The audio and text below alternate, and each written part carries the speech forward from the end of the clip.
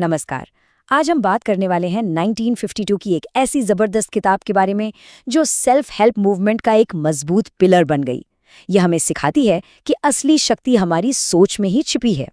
The power of positive thinking ने एक खुशहाल, संतोषजनक और एक सार्थक जिंदगी जीने के लिए कुछ प्रैक्टिकल टेक्निक्स का पूरा सिस्टम सामने रखा।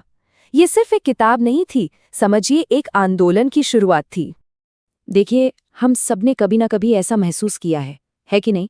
ये एक बहुत ही आम भावना है और ये किताब इसी समस्या को हल करने का दावा करती है। और कमाल की बात यह है कि इसके सिद्धांत आज भी उतने ही काम के हैं। तो चलिए इसमें थोड़ा और गहराई से उतरते हैं। इस किताब के मुताबिक हार की इस भावना के पीछे एक बहुत ही आम वजह है जिसे समझना वाकई बहुत जरूरी है। पील का मानना था कि यही वो सबसे बड़ी वजह है कि क्यों इतने सारे लोग अपनी रोज की जिंदगी में खुद को बंधा हुआ और दुखी महसूस करते हैं। ये एक ऐसी अदृश्य दीवार की तरह है जो हमें आगे बढ़ने से रोक देती है। पील के अनुसार ये जो मेंटल स्टेट है, ये लोगों को अपनी अंदरूनी ताकतों को बाहर लाने ही नहीं देती। ये एक ऐसे ताले की तरह है जिसकी चाबी असल में हमारे ही पास होती है। तो फिर सवाल उठता है कि इस हीन भावना की समस्या का हल क्या है? तो किताब हमें इसका एक बहुत ही पावरफुल समाधान देती है। ये शब्द उस गहरी हार की भावना को दिखाते हैं जिससे ये किताब डील करती है। पर रुकिए, कहानी यहीं खत्म नहीं होती। जब उस आदमी को उसकी असली दौलत की याद दिलाई गई, जैसे उसका परिवार, दोस्त, अच्छी सेहत और ईमानदारी, तो उसका पूरा नजरिया ही बदल गया। ये बात किताब के मूल सिद्धांत को इतने शानदार तरीके से दिखाती है कि कैसे हम तथ्यों पर अपना दृष्टिकोण बदल सकते। तो बात बस इतनी सी है कि किसी की मानसिकता उसकी परिस्थितियों पर हावी हो सकती है।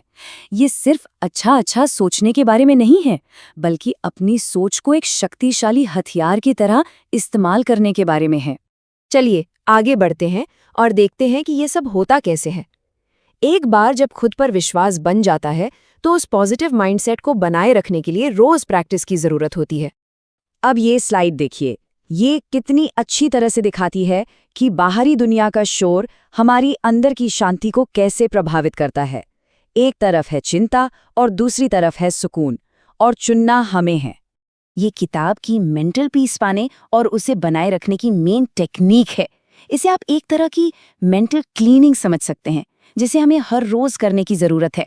ये कुछ प्रैक्टिकल टेक्निक्स हैं, जैसे कि शांत नज़ारों की कल्पना करना या प्रेरणा देने वाले शब्दों को दोहराना।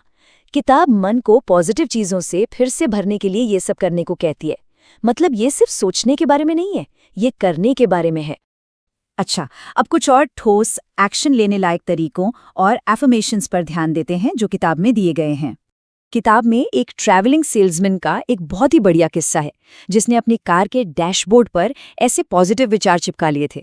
दिन भर उन्हें देखने से धीरे धीरे उसके सोचने का पैटर्न ही बदल गया। कितना सिंपल लेकिन कितना पावरफुल आइडिया है ना? पील इसे एक जादुई कथन कहते हैं जो उन्होंने एक निराश बिजनेसमैन को दिया था। इसे हीन भावना वाले विचारों का सबसे शक्तिशाली तोड़ बताया गया है, एक ऐसा वाक्य जो विश्वास को मजबूत करता है। तो किताब सेल्फ कॉन्फिडेंस बनाने के लिए एक क्लियर फॉर्मूला देती है। ये है पहले 6 कदम। इसमें ध्यान देने वाली बात है अपनी सफलता की कल्पना करना और हर नेगेटिव विचार को एक पॉजिटिव विचार से काटना। यही छोटे छोटे कदम मानसिकता बदलने की शुरुआत करते हैं। और ये रहे बाकी के कदम जो इस 10 नियमों की गाइड को पूरा करते हैं। इसमें एक बहुत ही दिलचस्प सलाह है, अपनी काबिलियत का सही अंदाजा लगाइए और फिर उसे 10% बढ़ा दीजिए। ये एक पूरी प्रैक्टिकल प्रणाली है जो विश्वास और एक्शन को एक साथ जोड़ती है। आखिर में आइए किताब के अंतिम वादे और उसकी विरासत को संक्षेप में समझते हैं। इसका असर अब देखिए दशकों बाद भी महसूस किया जाता है। तो कुल मिलाकर बात यह है कि ये कोई पैसिव फिलॉसफी नहीं है, बल्कि एक एक्टिव प्रोसेस है। मानसिक आदतों को बदलने और विश्वास का अभ्यास करने से एक ज्यादा शक्तिशाली, शांत और सफल जीवन पाया जा सकता है। और आखिर में एक सवाल पर सोचते हुए इसे खत्म करते हैं। 1952 की इस एक किताब ने आज के सेल्फ हेल्प और वेलनेस कल्चर को कितना ज्यादा प्रभावित किया है। इसकी गूंज आज भी हमारे चारों ओर सुनाई देती है ना? सोचने वाली बात।